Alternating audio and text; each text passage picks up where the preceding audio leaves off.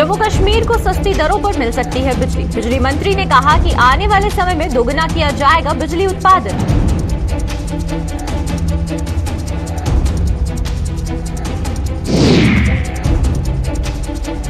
जम्मू में खुलने जा रहे रिलायंस स्टोर का बड़ा विरोध। चेंबर की बंद की कॉल को हर तरफ से मिल रहा समर्थन।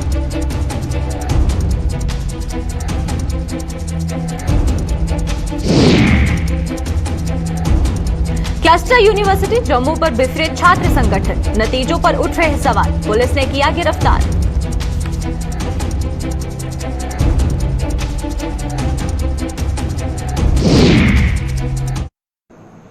नमस्कार, जम्मू कश्मीर की खास खबरें देख रहे हैं आप सब और मैं हूं आपके साथ पल्लवी जम्वाल। तो चलिए शुरुआत करते हैं आज की जम्मू कश्मीर की खास खबरों की। जम्मू कश्मीर की आवाम को सस्ते दर पर बिजली मिलने की उम्मीद बंधी है।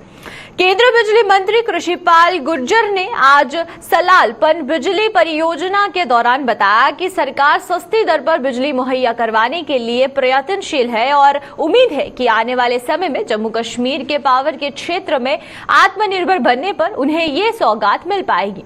केंद्रीय मंत्री ने यह भी बताया कि जम्मू कश्मीर में आने वाले सालों में जम्मू कश्मीर में बिजली उत्पादन को दुगना करने की भी कोशिशें की जा रही हैं ताकि इस केंद्र शासित प्रदेश को पावर सरप्लस बनाया जा सके। देखिए, निश्चित तौर पर जैसे जैसे कॉस्ट कम होगी पर यूनिट, वैसे लोगों के पर भी भार कम पड़ेगा और जम्मू कश्मीर के लोगों के लिए सस्ती अच्छी क्वालिटी बिजली मिले, सस्ती बिजली मिले, इसके लिए सरकार पूरी तरह से प्रयत्नशील है और उम्मीद करते हैं कि आने वाले समय में जम्मू कश्मीर पावर के विषय में आत्मनिर्भर होगा। जम्मू कश्मीर में 3000 मेगावाट हम पिछले 75 सालों में बिजली पैदा कर सके हैं, लेकिन आने वाले 5 साल में हम स्टेट गवर्नमेंट के साथ मिलकर इसको डबल करेंगे। 3000 मेगावाट बिजली और यहाँ पर पैदा करेंगे, उसके प्लांट लगाए जाएंगे और हम जम्मू कश्मीर को पावर सरप्लस स्टेट बनाएंगे। जम्मू नगर निगम के निर्दलीय पार्षदों ने जम्मू में खुलने जा रहे रिलायंस स्टोर की कड़ी मुखालफत की है। इन पार्षदों का कहना है कि ये स्टोर खुलने से जम्मू के छोटे दुकानदार कहीं के नहीं रहेंगे और जम्मू में आयोजित प्रेस कॉन्फ्रेंस के दौरान निर्दलीय पार्षद अमित कुमार ने कहा कि जम्मू कश्मीर को केंद्र शासित प्रदेश में बदलने के बाद जम्मू को कोई नफा तो नहीं हुआ है, अलबत्ता उसे नुकसान जरूर झेलना पड़ रहा है। इन पार्षदों ने प्रशासन के इस कदम की निंदा करते हुए उन्हें जम्मू चेंबर ऑफ कॉमर्स के 22 सितंबर को जम्मू बंद की कॉल को भी अपना समर्थन देने का ऐलान कर दिया है।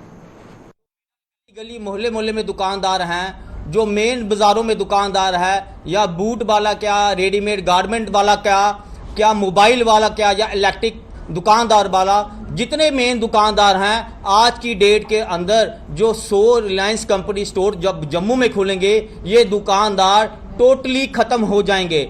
और हमेशा इंडिपेंडेंट कॉरपोरेटर ने जम्मू के मुद्दों की और जम्मू के डोगरों की हक की बात की है, मगर जब यूटी गवर्नमेंट के दौरान जब से कोविड आया है, हमेशा 2 साल हो चुके हैं यूटी सरकार बने हुए और कोविड को भी 2 साल हो चुके हैं, तो नए नए ये आर्डर निकाल रहे हैं। इससे हमारे जम्मू की जनता को और जम्मू को लोगों को काफ़ी नुकसान हो रहा है। और हम ये चाहते हैं कि चैम्बर ऑफ कॉमर्स ने जो 22 तारीख को जम्मू की कॉल की है, हम उनके समर्थक के इंडिपेंडेंट कॉरपोरेटर हम उनके साथ हैं। पूर्व विधायक बलवंत सिंह मनकोटिया और आम आदमी पार्टी ने भी जम्मू में खुलने जा रहे रिलायंस स्टोर का विरोध किया है। पूर्व विधायक और आम आदमी पार्टी ने आरोप लगाया है कि जम्मू कश्मीर प्रशासन एक साजिश के तहत जम्मू के दुकानदारों को तबाह करने में तुला हुआ है।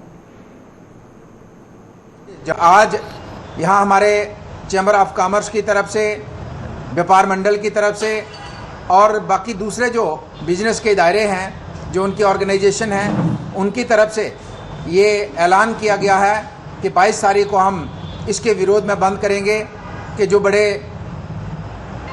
व्यापारी हैं नेशनल लेवल पे, इंटरनेशनल लेवल पे जो बड़े व्यापारी हैं, वो आके हमारा बिजनेस यहाँ पे कैप्चर करने की जो कोशिश कर रहे हैं, उसके खिलाफ जो है यहाँ बंद का आह्वान किया गया है। अब 100 रिलायंस के शोरूम जो यहाँ जम्मू में खोले जा रहे हैं, ये छोटे से छोटे व्यापारी को खत्म करने की कोशिश और षड्यंत्र रचा जा रहा है। और ये रचने वाले कोई बाहर के लोग नहीं, ये हमारे जम्मू कश्मीर की बीजेपी भाजपा सरकार है, जिसको हमने जम्मू से भगाना है और आम जनता को, आम व्यापारी को, आम वर्ग को बचाना है। और हमारी जो आम आदमी पार्टी का सहयोग रहेगा वो आम व्यापारियों के साथ रहेगा। आम व्यापारियों के साथ आम आदमी पार्टी शाना बशाना खड़ी रहेगी हमेशा। और आने वाले कल में आम आदमी पार्टी यहाँ सरकार बनाकर इन लोगों को सबक सिखाएगी। क्लस्टर यूनिवर्सिटी जम्मू द्वारा घोषित किए गए नतीजों पर लगातार सवाल उठ रहे हैं। छात्र संगठनों ने जम्मू में आज प्रदर्शन करते हुए राजभवन तक रैली निकालने की कोशिश की, लेकिन पुलिस ने उनकी इस कोशिश को नाकाम बना दिया। इस दौरान पुलिस ने कुछ छात्रों को गिरफ्तार भी कर लिया है। छात्रों का आरोप है कि क्लस्टर यूनिवर्सिटी जम्मू प्रशासन उनके भविष्य के साथ खिलवाड़ कर रही है और आवाज उठाने पर हर बार पुलिस का सहारा लिया जाता है।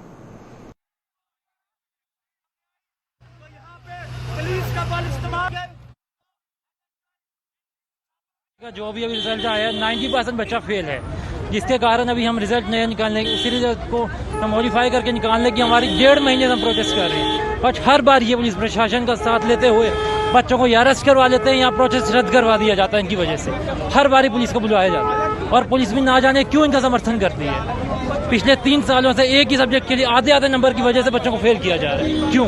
अभी लास्ट एग्जाम से 40% सिलेबस के मार्क्स डबल करने थे, हमारे पास आंसर शीट्स हैं, पेपर चेक ही नहीं किया गया। अभी मेरे पास बैग में आंसर शीट है, मैं दिखा सकता हूँ, पेपर चेक ही नहीं किया गया चेक। 10 नंबर दिए गए बच्चों, किस बेस पे दिए गए आप हमें बताइए।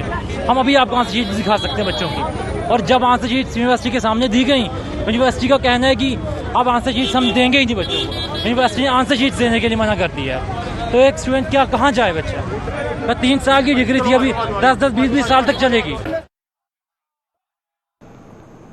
कोरोना महामारी की वजह से इस बार भारतीय छात्र संसद ऑनलाइन तरीके से हो रही है और इस बार भारतीय छात्र संसद का आयोजन 23 और 28 सितंबर को किया जाएगा।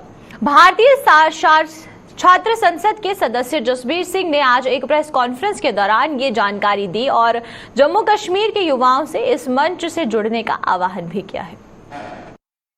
इस बार की जो भारतीय छात्र संसद है वो ऑनलाइन हो रही है 23 से लेकर 28 सितंबर तक। तो इसके लिए हम जम्मू कश्मीर के सारे युवाओं को उनको हार्दिक निमंत्रण देते हैं कि आप इस मंच से जुड़ें। ये बड़ा जो है वो बेहतरीन मंच है और डेफिनेटली जब आप इससे जुड़ेंगे तो आपको अलग अलग राजनीतिक विचारधाराओं से जुड़े हुए लोग और अलग अलग क्षेत्र, जैसे फिल्मी क्षेत्र है, खेल जगत है, उद्योग जगत है, तो उससे जुड़े लोगों से आपको मिलने का मौका मिलेगा, उनसे इंटरेक्ट करने का मौका मिलेगा और आप उनसे सीधी बातचीत कर पाएंगे। तो निश्चित तौर पर ये आपके जीवन में बड़ा जो है एक अद्भुत क्षण होगा और एक अच्छा अनुभव होगा जो आपके करियर को शेप करेगा। और इसके लिए भी हम इसको भारतीय छात्र संसद का मंच इसलिए भी खास है क्योंकि इसने कई युवाओं को जो है एक शेप दी है। मैं खुद 9वीं भारतीय छात्र संसद का वक्ता रहा हूं, जम्मू कश्मीर की ओर से छात्र वक्ता रहा हूं और आज एक डीडीसी काउंसलर हूं। तो मैं यही कहूंगा कि मेरे आज का जो प्रेस कॉन्फ्रेंस है इसके माध्यम से कि सारे जो जम्मू कश्मीर के युवा हैं वो इससे जरूर जुड़े। ड्रग सेफ्टी वीक के उपलक्ष्य पर आज जीएमसी जम्मू के स्टाफ ने एक रैली निकालकर लोगों को जागरूक किया है। जीएमसी की प्रिंसिपल डॉक्टर शशि सुधन शर्मा की अगुवाई में निकाली गई इस रैली के माध्यम से लोगों को दवाएं लेने के लिए के तौर तरीके की जानकारी दी गई और साथ ही साथ लोगों को बताया गया कि बेवजह दवाएं लेना स्वास्थ्य के लिए बेहद घातक है और हमेशा डॉक्टरों से परामर्श करके ही दवाई ली जाए। ड्रग्स के लिए भी एक अंडरलाइन मैं करती हूँ इस बात को कि ड्रग अवॉइड जो हो सकती है वो बिल्कुल होनी चाहिए। जैसे आजकल लोग सेल्फ मेडिकेशन या over the counter availability of drugs है तो कोई दूसरा क्या दवाई खा रहा है वही वो खा लेते हैं, ये बिल्कुल गलत तरीका है। और इसमें ओवर ड्रगिंग हो जाती है और कई बार उनको पता नहीं होता कितनी खानी चाहिए दवाई, अंडर ड्रगिंग भी हो जाती है या ड्रग रिएक्शंस भी हो जाते हैं और आपस में भी ड्रग्स की कई बार ड्रग इंटरेक्शंस हो जाती हैं। बहुत सारा ये अपने आप में एक साइंस है जो आम पब्लिक को समझने की ज़रूरत नहीं है, लेकिन ये है कि एक डॉक्टर की सलाह पे ही दवाई खाई जाए। ऐसा हमने समझा कोविड के दौरान भी, काफ़ी नुकसान हुआ लोगों को जिन्होंने ये समझ लिया कि स्टेरॉइड से शायद कोविड से बचा जा सकता है, वक्त से पहले ज़रूरत से ज़्यादा स्टेरॉइड्स खा लिए तो काफ़ी मौतें इस वजह से हुई। तो आज ये एक बड़ा मैसेज हम सबको, हम अपने आप को भी देना चाहते हैं, सबको भी देना चाहते हैं। उधमपुर में आज इंटर जोनल डिस्ट्रिक्ट लेवल की खेल प्रतियोगिता का शुभारंभ हुआ। इस प्रतियोगिता में फुटबॉल, हॉकी, कबड्डी और वॉलीबॉल में खिलाड़ियों ने अपना हुनर दिखाया और जिला खेल विभाग द्वारा आयोजित इस प्रतियोगिता में उम्दा प्रदर्शन करने वाले खिलाड़ियों का चयन जिला स्तरीय खेलों के लिए किया जाएगा।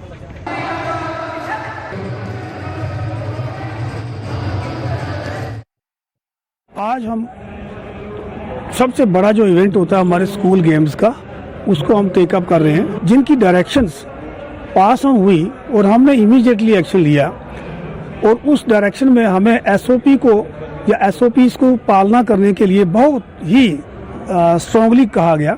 तो उसको मानते हुए, उसको फॉलो करते हुए हमने ये डिसीजन लिया अपनी डिस्ट्रिक्ट की मीटिंग लेके कि हम 4 जून को यहाँ कॉल करेंगे। 4 जून में हमारे मैक्सिमम एक इवेंट के जैसे वॉलीबॉल, कबड्डी, खो खो, देन हम एथलेटिक्स भी करने जा रहे हैं, बैडमिंटन, मार्शल आर्ट्स, सभी कंपोनेंट्स को हम एक ही बार बराबर चार्ट में ले रहे हैं कैलेंडर में। तो पहले पार्ट में हमने कबड्डी बॉयज़ और वॉलीबॉल बॉयज़ को टेकअप किया, जिसमें 2 वेन्यू हमने सिलेक्ट किए। जम्मू कश्मीर प्रशासन ने कुछ शर्तों के साथ 10वीं और 12वीं कक्षाओं को शुरू करने के साथ साथ उच्च शैक्षणिक संस्थानों को खोलने की भी इजाजत के चलते जम्मू में आज स्कूल और कॉलेज खुल गए हैं।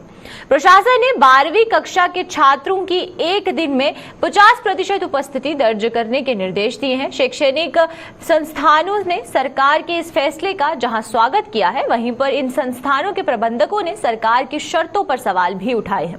उधर स्कूल खुलने से छात्रों में भारी उत्साह नजर आ रहा है। उनके मुताबिक ऑनलाइन क्लास में उन्हें पढ़ाई करने में कई तरह की परेशानियों का सामना करना पड़ता था, लेकिन अब उनकी तमाम परेशानियों का समाधान हो जाएगा। एडमिनिस्ट्रेशन जिन्होंने 12 को भी ऑर्डर निकाला कि बच्चों को 10th और 12th को परमिशन है, 50% बच्चे एंटर कर सकते हैं स्कूल गेट के अंदर। इसको हम अप्रिशिएट करते हैं कि उन्होंने बड़ा अच्छा ये एक स्टेप उठाया है। और उसमें एक ऑब्जेक्शनेबल चीज़ है कि उन्होंने जो कंडीशंस रखी हुई हैं 12th के लिए, जो कंडीशन है कि बच्चा वैक्सीनेटेड होना चाहिए। हमारे पास जो बच्चा 12th में आता है, जो 12th एंटर करता है बच्चा, वो मोस्टली 16+ या 17 का होता है। मोर देन 17 बच्चा रेयरेस्ट कोई होगा कि जिसकी उम्र जो होगी वो 17+ क्रॉस कर गई है, तो वो एलिजिबल ही नहीं है वैक्सीनेशन के लिए। जब वो बच्चा एलिजिबल ही नहीं है वैक्सीनेशन के लिए, तो वो इंस्टीट्यूशन एंटर कर ही नहीं सकता। 10th के लिए जो टेस्ट थे RT-PCR या रैपिड टेस्ट, उसमें पेरेंट्स को थोड़ा सा पेमेंट थोड़ी प्रॉब्लम आ रही है, क्योंकि उसमें मनी इन्वॉल्वमेंट हो रही है और गवर्नमेंट के टेस्ट कराने में टाइम लगता है। आज हमारे पास कोई 60 से 70% 12th क्लास की भी और 10th क्लास की भी कंसेंट आ गई हैं, क्योंकि हमारे पास 12th और 10th में रफली 1000 के करीब बच्चे हैं और उनकी कंसेंट कोई 600-700 बच्चों की आ गई है। पर मेन प्रॉब्लम है कि वो जो रिपोर्ट है उसकी प्रॉब्लम आ रही है और दूसरी प्रॉब्लम आ रही है बच्चों की वैक्सीनेशन की। गवर्नमेंट गाइडलाइंस हैं कि वैक्सीनेटेड होना चाहिए या रैपिड टेस्ट होना चाहिए। तो आई एम फ्रॉम 12th भी and I am 17 years old, तो अभी तक मेरा एलिजिबल नहीं है कि मैं वैक्सीनेट हो सकूँ, तो इसीलिए रैपिड टेस्ट करवा कर मैं और कंसेंट देकर मैं स्कूल आया हूँ। और मतलब कि ऑफलाइन क्लास में ऐसा होता था कि टाइम लिमिटेशन होती थी, पूरा मतलब क्लास अटेंड नहीं हो पाती थी, कभी कभी नेटवर्क प्रॉब्लम होता था कभी, इसलिए offline class is much better than online. तो इसीलिए मतलब I am happy with that. Sir अच्छा लग रहा है ऑफलाइन क्लासेस आने में, तो मज़ा ही कुछ हो रहा है। कोई ऐसे ऑनलाइन होता था तो बिल्कुल समझ नहीं आती थी, इतना कंसंट्रेट नहीं कर पाते थे, ऐसे थोड़ा डर भी लगता था टीचरों से क्वेश्चन करने में। तो ऐसे मतलब आमने सामने बंदा जो भी कुछ भी पूछ सकता है, जैसे कुछ भी समझ नहीं आया तो ऑनलाइन क्लासेस में मज़ा नहीं था, ऑफलाइन क्लासेस में पढ़ने का मज़ा है।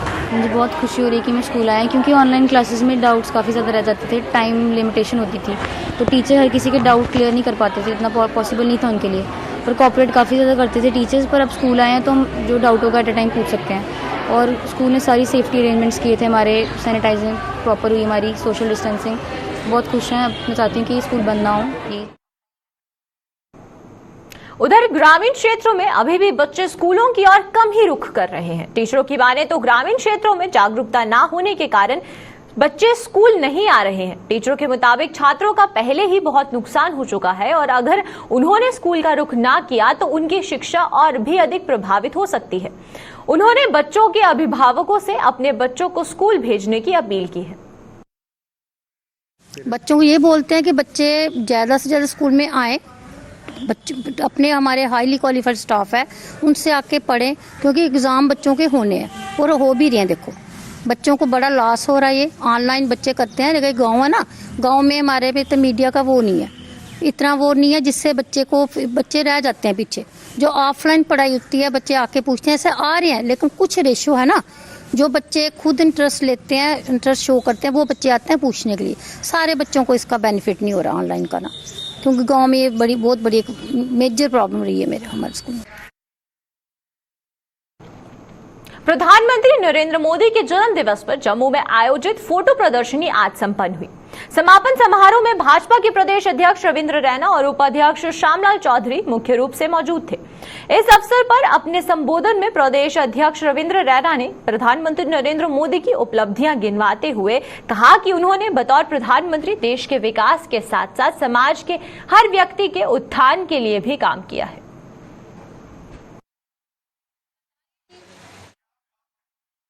के हर वर्ग के विकास के लिए कार्य किया है। समाज के हर व्यक्ति की चिंता हमारे देश के माननीय यशस्वी प्रधानमंत्री मोदी साहब ने की। जिस प्रकार मोदी साहब ने भारत देश के सेवादार के नाते से प्रधानमंत्री बनने के बाद कार्य किया है, पूरी दुनिया के अंदर भारत का नाम बहुत इज्जत और मान के साथ लिया जाता है और दुनिया के अनेक देशों के अंदर रहने वाले जो भारतीय हैं वो भी गर्व महसूस करते हैं। ये हम सब का 140 करोड़ हिंदुस्तानियों के लिए गर्व की बात है कि श्रीमान नरेंद्र मोदी साहब जैसा व्यक्ति, एक श्रेष्ठ व्यक्ति, एक योगी व्यक्ति, एक सन्यासी टाइप व्यक्ति, जिसका अपना कुछ नहीं है, जो कुछ है देश के लिए है। आरएसपुरा के गांव चकशेरा के लोगों की बिजली की समस्या को हल करते हुए भाजपा के प्रदेश उपाध्यक्ष व पूर्व मंत्री श्यामलाल चौधरी ने गांव को नया ट्रांसफार्मर मुहैया करवाया है। इसका उद्घाटन नायब सरपंच देवी दास ने किया। स्थानीय लोगों ने ट्रांसफार्मर मुहैया करवाने के लिए पूर्व मंत्री के साथ साथ बिजली विभाग का भी आभार जताया है। चौधरी साहब, चौधरी साहब, चौधरी साहब। बिजनहा में लगातार हो रही चोरियों को लेकर बिजनहा युवा एकता संगठन ने पुलिस के कामकाज पर सवाल उठाए हैं। बिजनहा में आयोजित प्रेस कॉन्फ्रेंस के दौरान बिजनहा युवा एकता के अध्यक्ष राहिल सडोत्रा ने पुलिस पर निशाना साधते हुए कहा कि आए दिन पुलिस की नाक तले चोर चोरी की घटनाओं को अंजाम दे रहे हैं, लेकिन पुलिस अभी तक चोरों को पकड़ने में नाकाम साबित हुई है। यही वजह है कि चोरी की बढ़ती घटनाओं से बिजनहा के लोगों में दहशत का माहौल बना हुआ है। राहिल सडोत्रा के मुताबिक बिजनहा में पुलिस के अलावा सीआईडी सेल के लोग भी मौजूद हैं, लेकिन हैरानगी की बात यह है कि इनके होते हुए भी चोर लगातार चोरी की घटनाओं को अंजाम दे रहे हैं। लोग इन्ने दुखी हुई रहे हैं कि अज तुम सोच सकते हो कि इन्ने बिजी शेड्यूल चाहे अपना टाइम कड्ढी इत्थे आए हैं इस एक प्रेस कॉन्फ्रेंस करन बिजनहा पुलिस प्रशासन के खिलाफ। तुम सोची सकते हो कि बिजनहा का माहौल अज तू 4-5 साल पहले ऐसा था कि लोग अपने घर खुले छड्डिए कुदै भी चली जाते थे, कोई टेंशन नहीं होंदी। अज ताले तो मारने लेकिन कोई बंदा अपनी चाबी नहीं बाहर छड्डी सकता कि चोर वो चाबी चुकिए या ताले तोड़िए वो चोरी करी जा रहा है। इन्नी बुरी हालत हुई है। बिजनहा को इन्नी स्पैशल एजेंसियां ने, सीआईडी इत्थे है, वो सीआईडी की इत्थे बाजार में लान ना या गश्त इत्थे लान कि जिन्ना मेरे ब्रदर ने बन्नी शर्मा और इंदी राती 2-2:30 बजे चोरी हुई। अगर उत्थे गश्त लगी नहीं होंदी तो क्या की चोरी होंदी, उस एक रात में 3 चोरियां हुई। तो मैं पूछना चाहना एसएचओ साहब ही तो पुलिस कैद लिए रखी दी है, ये बिजनहा की पब्लिक है, ये टैक्स प्रॉपर दी है जो तुम अपनी पे लेंदे हो। अगर तुम वो सैलरी का यूटिलाइज पक्का नहीं करना। कठुआ बैंक्वेट हॉल एसोसिएशन ने सरकार के शादी समारोह में बैंक्वेट हॉल में 50% लोगों को शामिल होने की आज्ञा देने की मांग की है। कठुआ में आयोजित एक प्रेस कॉन्फ्रेंस के दौरान एसोसिएशन के अध्यक्ष सुरेश कुमार ने कहा है कि पिछले 2 वर्षों से बैंक्वेट हॉल का कामकाज ठप पड़ा हुआ है, जिसके कारण बैंक्वेट हॉल मालिक और उनके साथ जुटी बड़ी संख्या में लोग आर्थिक तंगी से जूझ रहे हैं। इन लोगों ने मांग की है कि जैसे चंडीगढ़ यूटी में सरकार ने बैंक्वेट हॉल में होने वाले समारोह में 50% लोगों को शामिल होने की छूट दी है, इसी तर्ज पर जम्मू कश्मीर में भी बैंक्वेट हॉल में होने वाले शादी समारोह में 50% लोगों को शामिल होने की छूट दी जाए, ताकि बैंक्वेट हॉल के कारोबार से जुटे लोग भी अपनी रोजी रोटी चला सकें। और आज मैं कहना चाहता हूँ प्रशासन से कि हमारे भी परिवार हैं, हमारे भी बच्चे हैं, हमारे साथ भी कई लोग जुड़े हुए हैं, बाबास्ता हैं। आज हमारे साथ फोटोग्राफर जुड़ा हुआ है, आज वेटर जुड़े हुए हैं, चुन्नी वाला जुड़ा हुआ है, आज गोलगप्पे वाला जुड़ा हुआ है, एक हलवाई जुड़ा हुआ है। हमारे साथ सैकड़ों लोग हैं जो हमारे साथ जुड़े हुए हैं हमारे साथ, और लोग सारे परेशान हैं। हम चाहते हैं जैसे और कई इंडस्ट्री वालों को कई तरह की छूट देगी। हम 2 साल से बैंक हमें परेशान कर रहा है, हम चाहते हैं हमें भी कई किस्म की रियायतें दी जाएँ। और आने वाले समय में जैसे चंडीगढ़ के अंदर जो ड्यूटी बनी हुई है, वहाँ कहा गया है कि 50% के तहत जैसे किसी बैंक्वेट हॉल की 1000 की संख्या तो 500 तक अपने पैलेस में फंक्शन कर सकता है, जिसकी 500 है वो 250 तक कर सकता है। ऐसे ही उसी सोच के आधार पर जैसे चंडीगढ़ में किया गया है वो ऐसे ही हमारे जम्मू कश्मीर में किया जाए, क्योंकि हमारे जो जितने भी पैलेस वाले हैं सारे परेशान हैं, क्योंकि 2 साल से घर बैठे। बड़ी ब्राह्मणा में शिवसेना जम्मू कश्मीर द्वारा जो एक कार्यक्रम का आयोजन किया गया, जिसमें शिवसेना जेके की नीतियों से प्रभावित होकर कुछ लोगों ने पार्टी का दामन थामा है।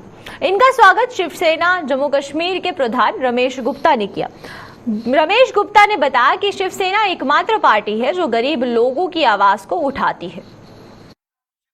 एक ऐसी पार्टी है, गरीब लोगों की पार्टी है, आने वाली यही की पार्टी है जो गरीब लोगों की मदद कर सकती है। हम सभी से ये विनती करते हैं, एक बार शिवसेना जेके को मौका दीजिए। बड़ी ब्राह्मणा के वार्ड नंबर 6 राजीव कॉलोनी के लोग पिछले 2 हफ्तों से गंदे पानी की समस्या से जूझ रहे हैं। इन लोगों का आरोप है कि 2 हफ्तों से जल शक्ति विभाग द्वारा उन्हें गंदा पानी सप्लाई किया जा रहा है, जिसके कारण वो पानी की बूंद बूंद के लिए भटक रहे हैं। इन लोगों के मुताबिक वो अपनी परेशानियों को लेकर विभाग से भी गुहार लगा चुके हैं, लेकिन उनकी कहीं भी सुनवाई नहीं हो पा रही है।